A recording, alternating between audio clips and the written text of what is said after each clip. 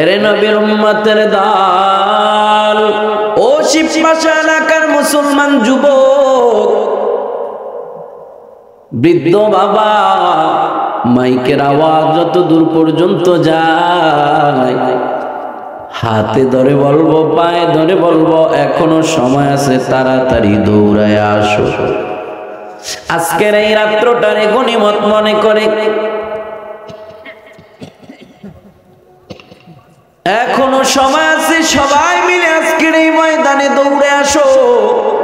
বলা যায় না আজকের এই মাহফিল জানি কার জীবনের শেষ মাহফিল হয়ে যায়, ঠিক কিনা বলে?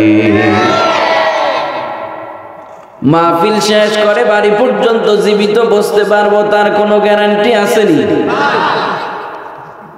আমি মাহফিল করে বক্তা ডাকা পর্যন্ত বসতে পারবো তারও কোনো গ্যারান্টি নাই, যে কোনো সময় মরণ হয়ে যেতে পারে। আজকের মাহফিল জীবনের শেষ মাহফিল হতে পারে কি পারে না? গত মাসের 20 তারিখে আমার মাহফিল ছিল বরিশাল মেহেন্দিগঞ্জ। ঢাকা সদরঘাট থেকে লঞ্চে উঠে লঞ্চের কেবিনে বসে পত্রিকা পড়তেছিলাম, হঠাৎ করে তাকায় দেখি পত্রিকার খবর, ওই নোয়াখালী সুবর্ণচরের এক আল্লাহর গোলাম রাতের বেলা খাবার দাবার সেরে রাতের বেলা ঘুমিয়ে যায়। ফজরের সময় তার এলাকার মসজিদের মিনারা থেকে মুয়াজ্জিনের কণ্ঠে আল্লাহু আকবারের আওয়াজ। মুয়াজ্জিন ডাক দিয়া বলে, আমার আল্লাহ বড়। বান্দাটা তাড়াতাড়ি ঘুম থেকে জাগ্রত হইয়া ঠান্ডা পানিতে ওযু বানায়া পবিত্রতা অর্জন করে ঘর থেকে মসজিদের দিকে রওনা হয় ফজরের নামাজ আদায় করবার জন্য। ও শিবপাশা এলাকার মুসলমান গো, কে কোথায় আছো জানি না, তাড়াতাড়ি আজকের ময়দানে দৌড়ায় আয়া। মরণ যে কোনো সময় হয়ে যেতে পারে, তবে মাহফিলে আসা যাওয়ার পথে যদি আপনার আমার মরণ হয়ে যায় কপাল বড় ভালো। আল্লাহর বান্দাটা ফজরের নামাজ আদায় করার জন্য ঘর থেকে মসজিদের দিকে রওনা হয়।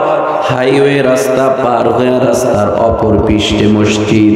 বান্দাটা যেই মাত্র রাস্তা পার হয়ে মসজিদে যেতে লেগেছে, এমন সময় ওই ফজরের সময় কোথার থেকে একটা গাড়ি আইসা একটা ধাক্কা দেয়া বান্দাটাকে জায়গায় দুনিয়া থেকে চিরবিদায় করে দেয়। বান্দাটা কল্পনাও করতে পারে না আজকের ফজরের নামাজ পড়া বান্দার হবে না। ভাগ্যের নির্মম পরিহাস, বান্দাটা পথেই দুনিয়া থেকে বিদায়। তবে খবরটা পড়ার পর আমার বড় ভালো লেগেছে, বান্দার মরণটা দেখে আমি বড় খুশি হয়ে গেছি। বলবেন হুজুর, আরেকজনের মরণের খবর শুনে আপনি কেন খুশি হইলেন?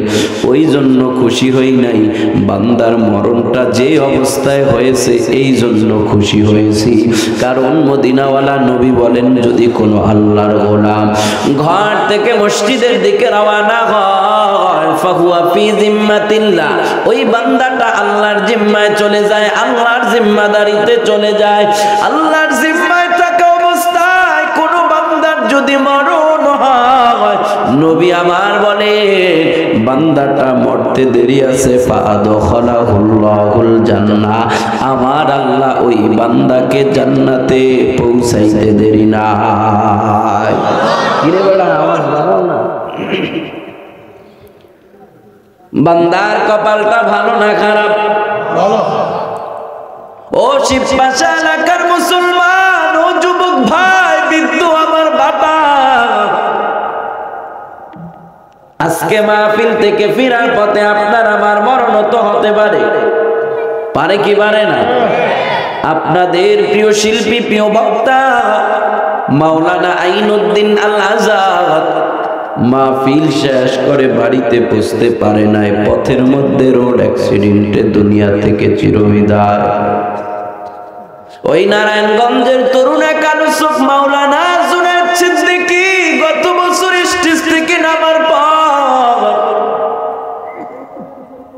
সন্তান বাড়ি থেকে ফোন দেয়, বাবা কয়টা দিন হলো বাড়িতে নাই, কয়দিন পর্যন্ত তোমারে দেখতে পাই না রে বাবা। বাবা স্টেজ থেকে নেমে বলে, সন্তান বয়ান শেষ করে স্টেজ থেকে নেমেছি, গাড়িতে উঠেছি, গাড়ি স্টার্ট করেছি রে সন্তান, কিছুক্ষণের মধ্যেই বাবা বাড়িতে পৌঁছায় যাব, বাবা ঈশা তোমারে কোলে নিব। বান্দাটা মনে আশা নিয়া গাড়ি স্টার্ট করে বাড়ির দিকে রওনা হয়।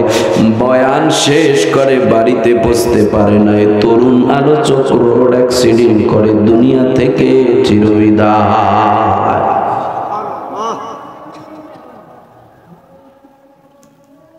ও মুসলমান গো, তাদের মতো আমাদের অবস্থাও যদি এমনটা হয়, এই মাহফিল যদি জীবনের শেষ মাহফিল হয়, মাহফিল থেকে বাড়িতে যাওয়ার পথে, মাহফিলে আসার পথেও যদি মরণ হয়, তবে আপনার আমার কপালও তাদের মতো ভালো। কারণ মদিনার নবী বলেন, মান সালাকা তরিকান ইয়ালতামিসু ফীহি ইলমা সাহালাল্লাহু লাহু বিহি তরিকান ইলাল জান্নাহ। যে বান্দা বান্দি ইলমে দ্বীন শিখার জন্য, আল্লাহকে পাওয়ার জন্য, দ্বীন ধর্ম বোঝার জন্য, দ্বীনের জ্ঞান অর্জন করার জন্য কোন পথের দিকে আগায়, আমার আল্লাহ তার জন্য জান্নাতের রাস্তা সহজ করে দেয়। ও শিবপাশা এলাকার মুসলমান, আমি আপনাদের কাছে জানতে চাই, আজকের এই মাহফিলে আসা দুনিয়ার কোনো উদ্দেশ্য আছে নাকি আল্লাহকে পাওয়া? কাকে পাওয়া? কাকে? মোহাব্বতে বলেন না কাকে? আল্লাহকে পাওয়া যদি আপনার আমার জীবনের উদ্দেশ্য হয়, দ্বীন শিখা, ইলমে দ্বীন অর্জন করা যদি আজকের এই মাহফিলে আসা উদ্দেশ্য হয়, মদিনার নবীর হাদিস প্রমাণ করে আজকের এই মাহফিলে আইসা কোরআনের ছাত্র হয়ে যাওয়ার কারণে আসা যাওয়ার পথেও যদি আপনার মরণ হয়ে যায়, আপনি আমি মরতে দেরি আছি, আপনার আমার জন্য জান্নাতের রাস্তা সহজ হতে দেরি নাই। আয় বেরাদার জান্নাত দারুল বাকা বাকাউলে রব্বে খালিদিনা ফিহা মুদ্দাতে উমরে কে দর জান্নাত বাওয়াত কাইবা উকবা দাখিলে দোজখ বাওয়াত। আওয়াজ করে বলা যাবে কি আল্লাহু আকবার? আরো জোরে বলেন না আল্লাহু আকবার। তাহলে আজকের মাহফিলে আইসা কপাল ভালো না খারাপ? ভালো। লাভ হইল না লস হইল? ঠকলাম না জিতলাম? কিন্তু অনেক পণ্ডিত আছে দোকান পাড়ে চায়ের স্টলে বৈশা বৈশা গল্প করব, ঢাকার থেকে হুজুর আইছে তাতে কি হইছে, ও আজকে আমরা কম জানি নাকি? আছে না নাই?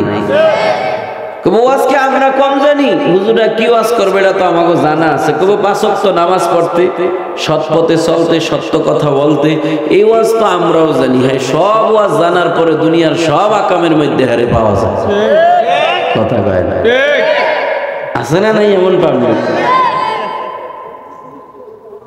মুসলমান ধর্ম সম্পর্কে এখনো যে কতটা অজ্ঞ আছে বাংলাদেশে, কেউ না জানলেও আমরা বক্তারা অন্তত পক্ষে জানি, কারণ আল্লাহ আমাদেরকে সারা দেশ ঘুরায়। এমন মুসলমান অহরহর পাবেন এখনো পর্যন্ত নাতি নাতকুর বিয়া দিয়া শেষ, বুড়া হয়ে গেছে, কিন্তু গোসলের ফরজ জানে না। আছে না নাই? কথা কয় না? আছে না নাই? এক মুরব্বীর জিগাইছে, বাজান গোসলের ফরজ কয়টি? মুরব্বী কয় কেন? 3টি। কয় কি কি? কয় সাবান, গামছা, লুঙ্গি। গোসলের ফরজ কয়টি? সাবান, গামছা, লুঙ্গি। যারা বাড়িতে বৈশা বৈশা বেশি পণ্ডিতি করে, এগো জানা ঠিক বিরাট সাবান, গামছা, লুঙ্গির মতো, ঠিক কিনা বলে? জানার পরে আরো জানা আছে না? জানার কোনো শেষ আছে? হ্যাঁ, আল্লাহ নবী মুসাকে আল্লাহ জিজ্ঞেস করেছে, আইয়ুন নাসি আ'লাম, ও পয়গম্বর মুসা, সবচাইতে বেশি জ্ঞানী কি আপনার এই জমানায়, এই এলাকায়? মুসা নবী চিন্তা করছে, জমানার নবী আমি, আমার চাইতে বেশি জ্ঞানী কি? মুসা নবী কয়, আল্লাহ আমি। ঠিক আল্লাহ কয় না, আপনার এই জামানায় আপনার চাইতে বেশি জ্ঞানীয় লোক এমন কিছু এলেম, এমন কিছু জ্ঞান তার কাছে আছে যা আপনার কাছে নাই। মুসা নবীকে আল্লাহ কে সে? আল্লাহ বলে তিনি হযরতে খিদির আলাইহিস সালাম। আল্লাহু আকবার বলে।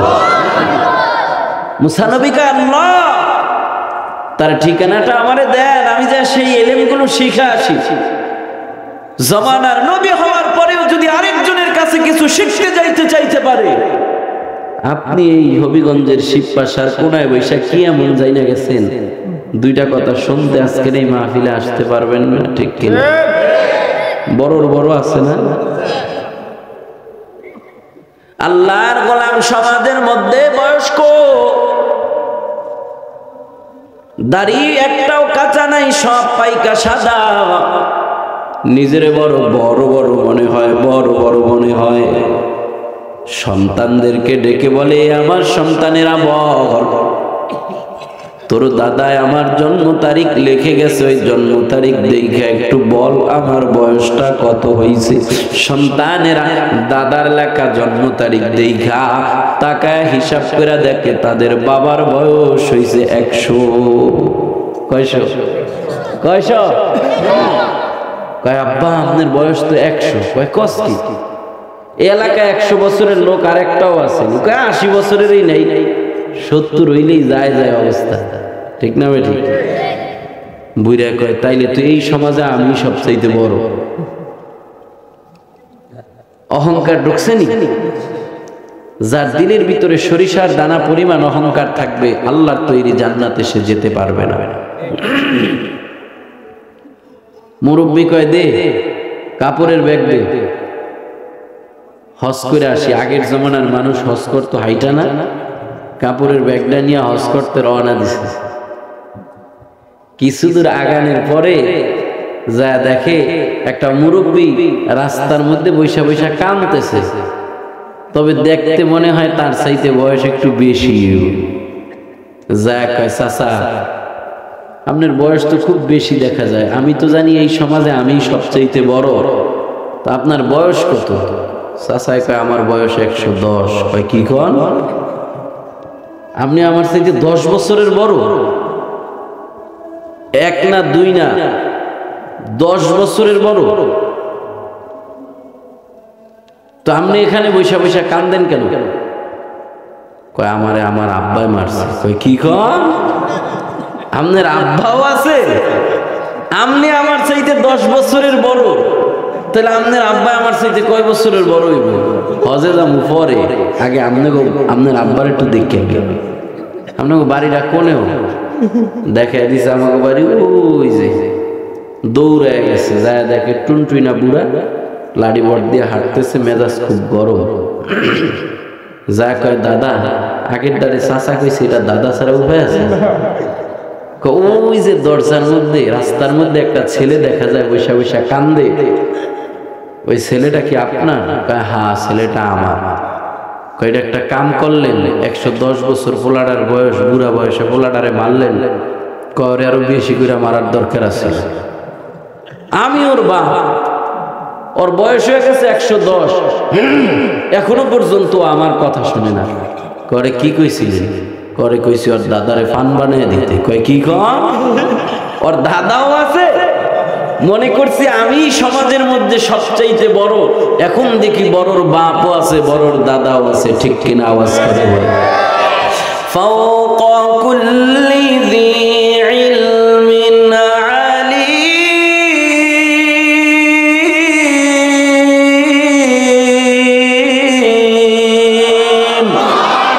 হর কে দারত খৌফে হক দরদিল মুদাম, जन्नतुल मअवादहा दूरा मकाम, जुज़्बा हक़ चीज़े मखाज़ इंसो जावा, फज़ले उआ मस्त दर जुमला जहा, दिल जो खाली याद हक़ से ऐ जहा, खाना ए शैतो है ओ दिल बेगुमा। आवाज़ करे बोला जावे कि अल्लाहु আকবার। ও শিবপাচার মুসলমান গো, ওই জন্য বড়র বড় আছে, অহংকারী করে লাভ নাই। সবচাইতে বড় আওয়াজ করে বলেন না কে? ওই বড় মালিকের কালাম থেকে একখানা আয়াত তেলাওয়াত করেছি রে ভাই, তার রসুলের হাদিস থেকে ছোট একখানা হাদিসের টুকরা তেলাওয়াত করেছি। নিজেরে বড় মনে কইরো না, অহংকারী করো না, নিজেরে ছোট বানায়া হেদায়েতের আশায় মাহফিলে আইসা বসো। বলা যায় না কোন কথার কারণে আল্লাহ কখন কার গলায় হেদায়েতের মালাটা ঝুলায় দেয়। পৃথিবীর ইতিহাসের দিকে তাকাইলে দেখা যায় অনেক বড় বড় পাপীকে আল্লাহ সামান্য সামান্য উসিলায় গুনার জিন্দেগি পরিবর্তন করে আল্লাহ বড় ওলি বানায়া দিছে, আছে না না? বিশ্বহাফি একজন মস্ত বড় মদখুরের নাম। শুরুর জমানায় যে বড় মস্ত বড় মদখুর ছিল, তার এলাকায় যত মদের ভার বসতো সমস্ত মদের বার থেকে তারে চাঁদা দিতে হইতো, চাঁদা দিতে হইতো। এত বড় একজন মদখোর মদ খায়া মাতাল হয়ে রাস্তা দিয়ে হাইটা যায়, বিসমিল্লাহ টুকরা পাটিতে মাটিতে পড়া দেখা টুকরাটারে উঠাইয়া সম্মান করার ফলে আমার আল্লাহ তার জিন্দেগি এমন ভাবে পরিবর্তন করে এত বড় ওলি বানাইছে, যেই ওলির কথা বলে এখন বক্তা পর্যন্ত আপনাদের কাছে বয়ান করতেছে। ও শিবপাশার মুসলমান গো, যে আল্লাহ বিশ্বহাফির জিন্দেগি পরিবর্তন করে দিল, ওই আল্লাহ এখনো আছে না নাই? ওই আল্লাহ কি পারে না আজকের এই শিবপাশা ইসলাম পাড়া বাইতুস সালাম জামে মসজিদের ইসলামী মহাসম্মেলনে বসাইয়া যে কোনো একটা সুবহানাল্লাহ আলহামদুলিল্লাহ কবুল করে আপনার আমার গুনার জিন্দেগি পরিবর্তন করে আপনার আমার গলায় হেদায়েতের মালা ঝুলাইয়া নিষ্পাপ বানায় আজকে বাড়িতে ফিরাইতে পারে কি পারে না? আল্লাহর দয়া আছে না নাই? আর জোরে কন্যা আছে না নাই? আল্লামা শিবলি রহমাতুল্লাহি আলাইহি ইলহামের সাথে মালিকের সাথে কথা বলতেছে। আল্লাহ শিবলি রহমাতুল্লাহি আলাইহি মালিকের সাথে ইলহামের মাধ্যমে কথা বলে। আল্লাহ ডাক দিয়া কয়, শিবলি এলাকার মানুষ তোরে বড় পীর মনে করে, তোরে বড় মস্ত বড় মাওলানা মুফতি মনে করে, এলাকার মানুষ তোরে বড় আল্লাহওয়ালা মনে করে, পীর মনে করে। একটা মানুষ পীর হওয়ার পরে মানুষ হিসাবেও তার জীবনে কোনো ভুল ত্রুটি আছে না নাই? আল্লাহ ডাক দেয়া কয়, শিবলি শোন, আমি আল্লাহ যদি মানুষের সামনে তোর দোষ ত্রুটি আর ভুল ভ্রান্তি গুলো প্রকাশ করে দেই, তাহলে মানুষেরা কিন্তু তোরে আর বড় পীর ভাববে না, বড় বক্তা বলবে না, বড় মুফতি বলে সম্মান করবে না। আমি যদি মানুষের সামনে তোর ত্রুটি গুলো প্রকাশ করে দেই, মানুষ তোরে আর সম্মান করবে না, মানুষ তোরে আর বড় পীর বলবে না, মানুষ তোরে আর বড় মুফতি বলে মুসাফা করবে না, সম্মান দিবে না, হাদিয়া দিবে না। আল্লামা শিবলি রহমাতুল্লাহি আলাইহি বলে, মালিক আপনি যদি আমার দোষ ত্রুটি মানুষের সামনে প্রকাশ করে দেন, মানুষ আমারে আর কোনোদিন বড় পীর বলবে না। তবে আমিও যদি আপনার দয়া মায়া সম্পর্কে বান্দাদেরকে বইলা দেই, একটা বান্দারে আপনি কি পরিমাণ মোহাব্বত করেন আর ভালোবাসেন, এটা যদি মানুষের সামনে বইলা দেই, সবাই আপনার দয়া মায়ার আশায় ক্ষমার আশায় থাকবে, তাহলে আর ইবাদত করবে না, সিজদাও দিবে না। আল্লাহ ডাক দেয়া কয়, শিবলি না না না, আমি আল্লাহ আমার বান্দারে কি পরিমাণ দয়া মায়া করি এটা বলিস না, দরকার নাই। যদি মানুষ আমার এই দয়া মায়া সম্পর্কে জানতে পারে, তাহলে আল্লাহর দয়ার দিকে তাকায় তারা ইবাদত করা ছেড়ে দিবে। অথচ বান্দা যখন নামাজের মধ্যে যায় আমার কুদরতি পায়ে সিজদা লাগা দেয়, আমি আল্লাহর কুদরতি পরাণ ঠান্ডা হয়ে যায়। আল্লাহ ডাক দেয়া কয়, শিবলি আমি তোর গুনাহ খাতা মানুষের সামনে প্রকাশ করব না, তুইও আমার দয়া মায়া বান্দার সামনে প্রকাশ করিস না। সুবহানাল্লাহ। এখান থেকে অনুমান করা যায় আল্লাহর বান্দার প্রতি কি পরিমাণ যে আল্লাহর এত দয়া এত মায়া, আমার মন বলে আল্লাহ ওই দয়ালু আল্লাহ, ওই মায়াবী আল্লাহ আজকের এই মাহফিল কবুল করে আমাদের সবাইকে মাহফিলের উসিলায় নিষ্পাপ বানায় বাড়িতে ফিরাইবে। আল্লাহর প্রতি এটা আমার আশা আছে, আপনাদের আছে কিনা জানি না। আছে না নাই? বান্দা আল্লাহর প্রতি যেমনটা ধারণা করবে আল্লাহ তেমন ওই বান্দার সাথে ব্যবহার করবে। সুবহানাল্লাহ বলেন। আপনি যেমন ধারণা করবেন তেমনই আল্লাহ ব্যবহার করবে।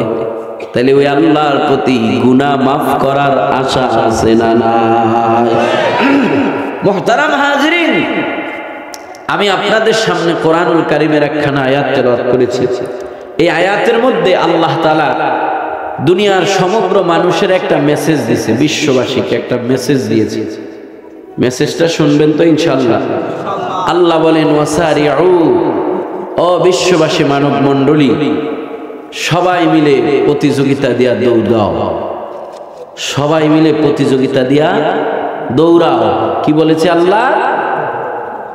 বোঝেন না আমার কথা? আমার ভাষা বোঝেন? ভাষা না বুঝলে তো ওয়াজ বুঝবেন না, তাহলে তো আবার আরেক সমস্যা। আমার ভাষা বোঝা যায়? আমি এক দেশের মানুষ, আপনারা আরেক দেশের মানুষ, ভাষা না বোঝাটাই স্বাভাবিক। কারণ প্রতি 8 মাইল পরে পরে ভাষার একটা চেঞ্জ হয়, একটু একটু চেঞ্জ হয়। হইতে হইতে আপনাদের দেশে পানিরে আপনারা কি বলেন? এই পানি যায় নোয়াখালী হয়ে গেছে পানি, এটা চেঞ্জ আছে না? এজন্য ভাষা না বুঝলে তো বয়ান বুঝবেন না। গত বছরের আগের বছর আমি মাহফিলে গেছি লালমনিরহাট, ঢাকা শ্রীপুর, গাজীপুর শ্রীপুর থেকে মাহফিল শেষ করে গাড়ি স্টার্ট করছি। রাতের বেলায় পরের দিন লালমনিরহাট দিনাজপুর মাহফিল করে ঢাকায় ফিরব। দীর্ঘক্ষণ জার্নিং এর ফলে একেবারে সেই উত্তরবঙ্গের শেষ বর্ডার, অনেক দূর। দীর্ঘক্ষণ জার্নিং করার ফলে আমার একটু জরুরতে ধরছে। তো ড্রাইভারে বললাম গাড়িটা থামাও, একটু জরুরত সেরা নিই, ফজরের নামাজের সময়ও হয়ে গেছে, নামাজও পড়তে হবে, তো গাড়ি থামাও। প্রস্রাবে ধরছে আর কি। তো আমি প্রস্রাব করতে গিয়া চিন্তা করলাম আগে এই এলাকায় পশ্চিম কোনটা এটা জানা লওয়া দরকার না, কারণ ভুলে যদি আবার পশ্চিম দিকে বইয়াই ফিরি, এমনি হুজুরগো দোষের কোনো অভাব নাই। কি কর? সমাজে মানুষ খালি হুজুরগো ফায় ফায় দোষ ধরতে চায়। কিছু মানুষ আছে হুজুররা রাস্তা দিয়ে জোরে হাঁটলে কইবো দেখছো দাওয়াত একটা খায়া মনে হয় আরেকটা আছে, কত জোরে জোরে আনে, ঠিক কিনা? হুজুররা আস্তে আটলো দোষ, কয় দেখ মাইশের বাড়ি খাইয়া ফেট পেয়ে লড়তারে না, কথা কয় না। ইমাম সাহেব টাচ মোবাইল চালায়, এই জন্য ইমাম সাহেবের চাকরি শেষ। ইমাম সাহেব আবার টাচ মোবাইল চালায় কা? পরের ইমাম সাহেব মোবাইলই চালায় না, কয় আমাকে হুজুর এখনো ডিজিটালি হইতারে নাই। আছে না নাই? আলে মাসে বলে টিকে আছে মোদের দেশ, নয়তো খোদা গজব দিয়ে করে দিত শেষ।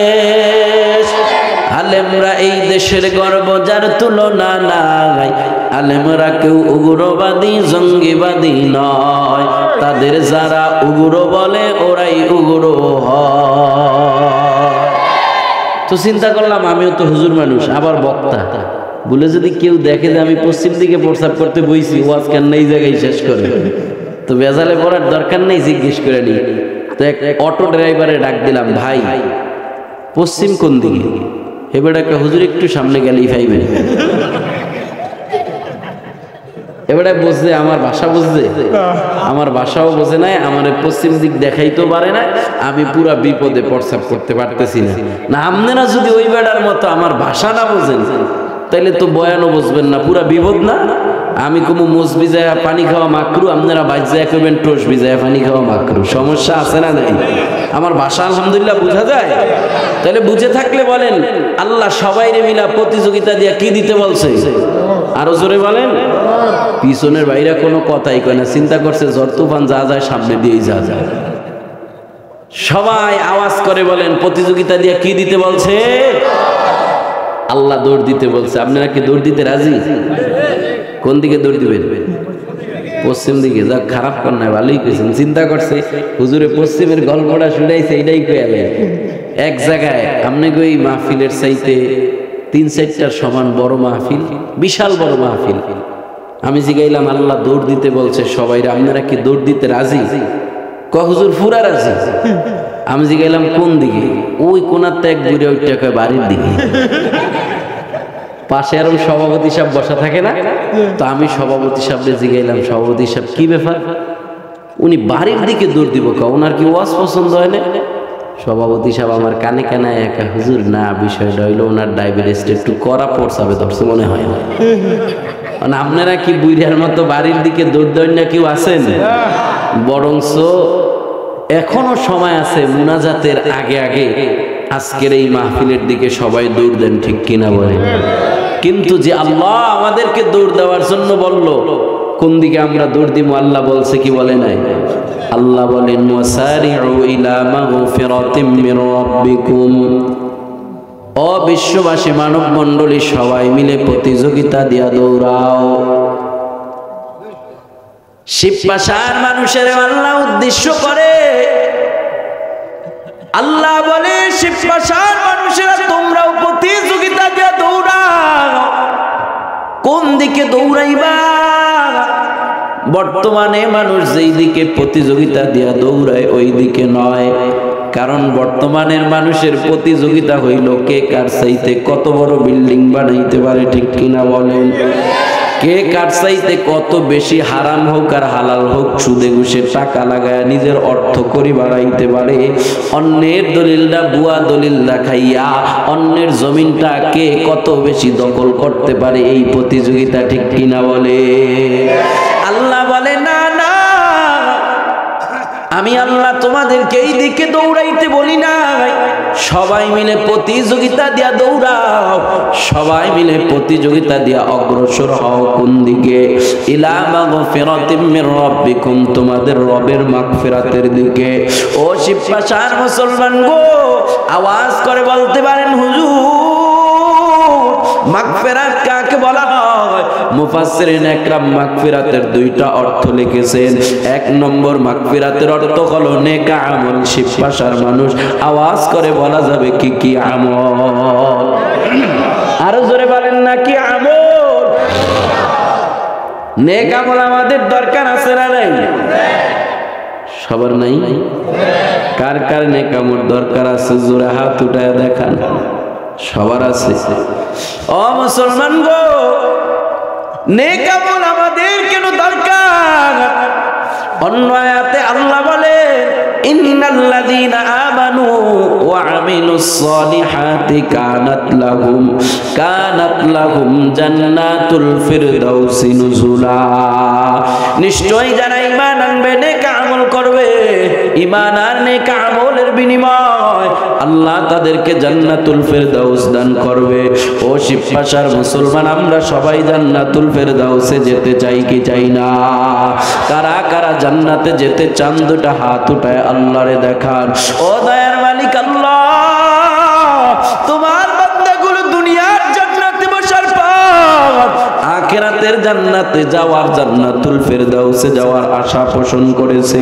আয় আল্লাহ, দুনিয়ার জান্নাতে যেমন মায়া কইরা বসায় দিছ, কিয়ামতের ময়দানে আল্লাহ আমাদের সবার জন্য জান্নাতুল ফিরদাউসে বসার ব্যবস্থা করে দিও। জোরে আওয়াজ করে বলেন আমিন।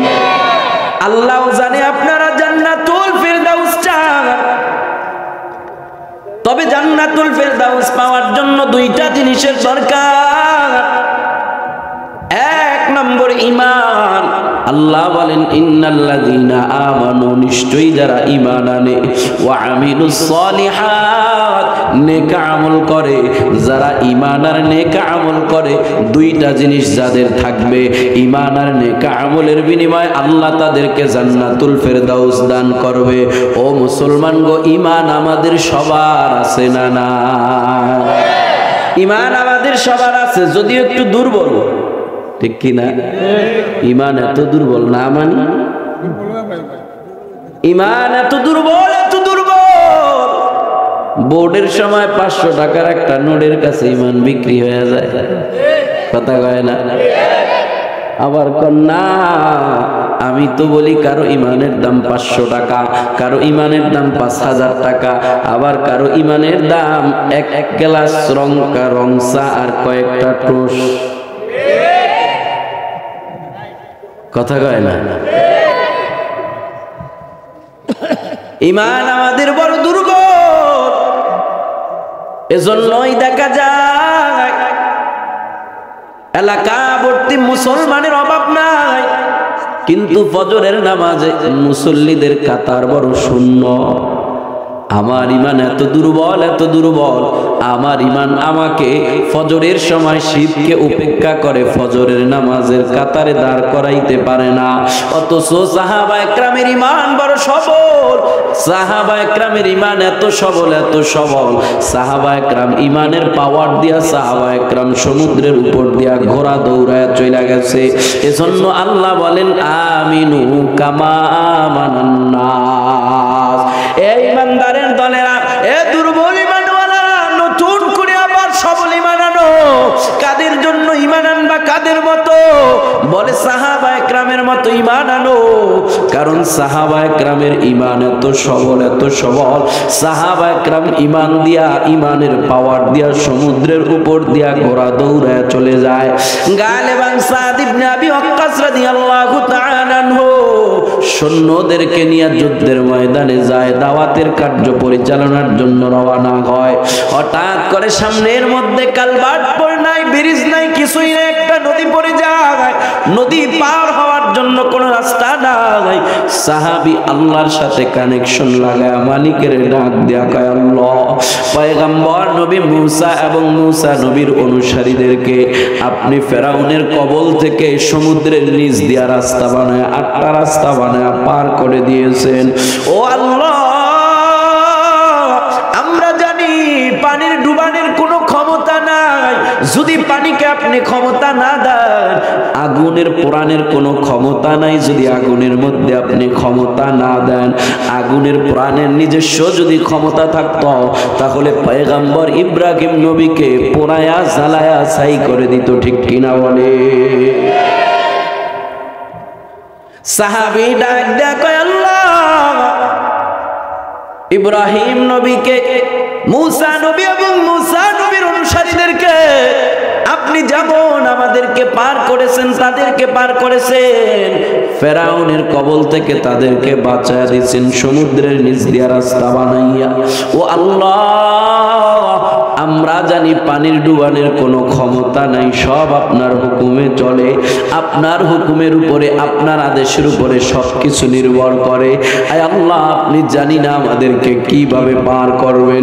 আল্লাহ তাদেরকে জানা দেয়, এ সাহাবা একরামের দল, পয়গম্বর নবী মুসা এবং মুসা নবীর অনুসারীদেরকে আমি আল্লাহ পার করেছি সমুদ্রের নিচ দিয়া রাস্তা বানাইয়া। আমি আল্লাহ আমার বন্ধু হাবিবুল্লাহর উম্মতদেরকে পার করব সমুদ্রের উপর দিয়া রাস্তা বানায়া। সেনাপতি সাদ ইবনে আবি ওয়াক্কাস রাদিয়াল্লাহু তাআলা আনহু সৈন্যদেরকে বলে, চালাও, সমুদ্রের উপর দিয়া, পানির উপর দিয়া ঘোড়া চালাও। সাহাবা একরাম পানির উপর দিয়া ঘোড়া চালাইতে আরম্ভ করেছে। কিছু দূর যাওয়ার পর একজন সাহাবী সমুদ্রের স্বচ্ছ পানি দেখা হঠাৎ করে তার একটু পানি পান করার মন চাইছে। এজন্য নিজের ব্যাগ থেকে একটা, থলে থেকে একটা পেয়ালা বাহির করে ওই পেয়ালাটা দিয়া যখন নাকি সমুদ্র থেকে একটু পানি পান করতে গেছে, অমনি ভাবে সাহাবীর হাত থেকে ওই পেয়ালাটা সমুদ্রের মাঝে পড়ে যায়। সাহাবী এবার সেনাপতির ডাক দেয়া কয়, সেনাপতি দাঁড়াও, আমি সামনে আগাবো না, কারণ আমার পেয়ালাটা নদীর মাঝে পড়ে গেছে। সেনাপতি ডাক দেয়া কয়, রাসূলের সাহাবী, পাগলামি করো না, আমরা কিন্তু কোনো পোল কালভার্ট ব্রিজের উপরে নয়, আমরা কিন্তু সমুদ্রের উপরে আছি। চলো চলো, আগে সমুদ্র পার হও, তারপরে আমি তোমার পেয়ালার ব্যবস্থা করে দিব।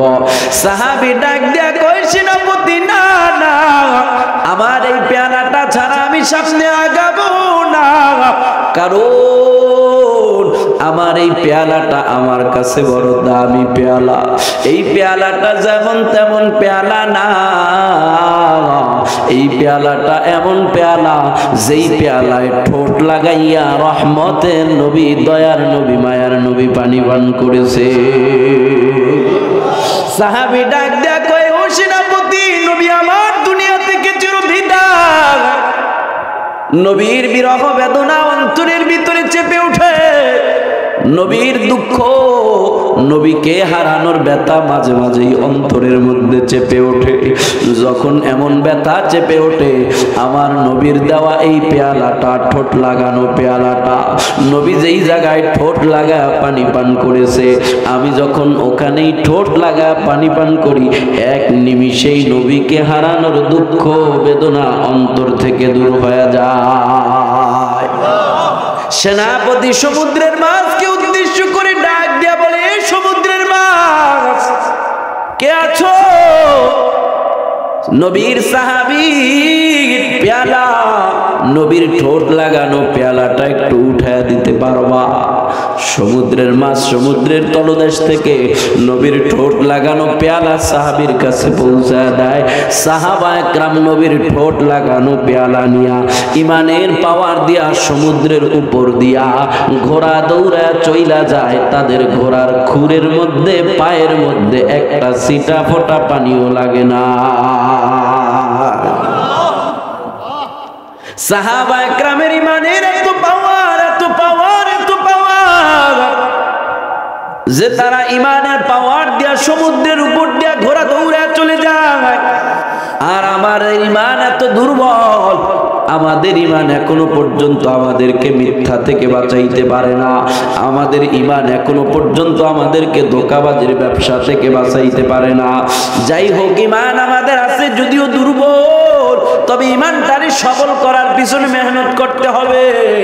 জান্নাতুল ফেরদাউস পাওয়ার জন্য দুইটা জিনিস দরকার, এক নম্বরে ঈমান, দুই নম্বরে নেক আমল। ঈমান আমাদের সবার আছে, এবার নেক আমলের দরকার। যার যেই জিনিসের দরকার ওই বান্দাটা ওই জিনিসের দিকেই দৌড়ায়।